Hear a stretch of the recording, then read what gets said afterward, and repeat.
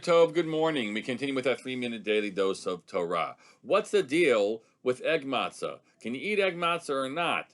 Why do we read the side column of a box of egg matzah where you have this long halachic discussion that says that it's only allowed for Ashkenazi Jews, only allowed for people who are sick and ill, which doesn't make you very excited to eat it in the first place. Is it some type of medicine or not? What is that about? So the answer is that it revolves around the status of what we call in the Gemara Matzah Ashira, which means rich matzah, and the phraseology that's used afterwards was that that's because it's made with mei peirot. Regular matzah, as we know, is prepared with water and flour. Those are the ingredients, nothing less, nothing more, water and flour. That's what you use to make matzah, and you make it quickly. It has to be made within 18 minutes, start to finish. By the time the water and the flour are mixed, the time that it is out of the oven and baked, 18 minutes. That's what we go with. So what about these other matzahs? Egg matzah, or matzah that's made with fruit juices. That's what the Gemara discusses, not actually made beitzim, that matzah with beitzim, but more with mei peirot, with fruit juices. And there you have a statement in the Gemara.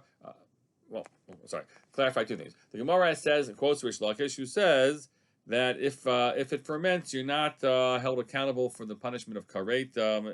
If you do it on, if it ferments on Pesach. The Gemara discusses then, what's the issue? Firstly, the Gemara says you can't fulfill the mitzvah of matzah on Seder night with matzah ashira. Why not?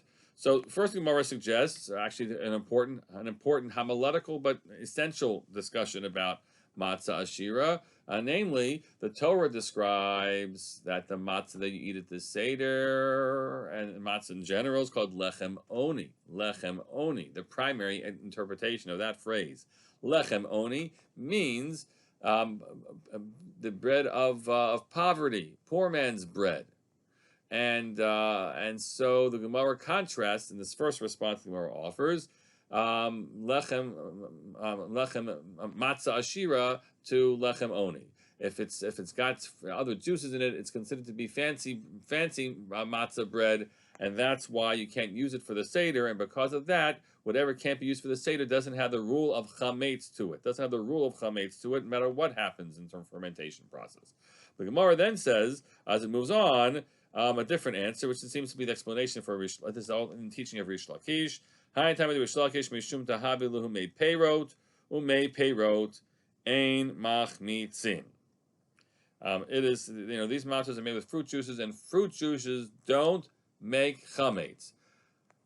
Gets into all the questions about chemistry is involved here, and what is considered chametz versus other types of fermentation or spoiling.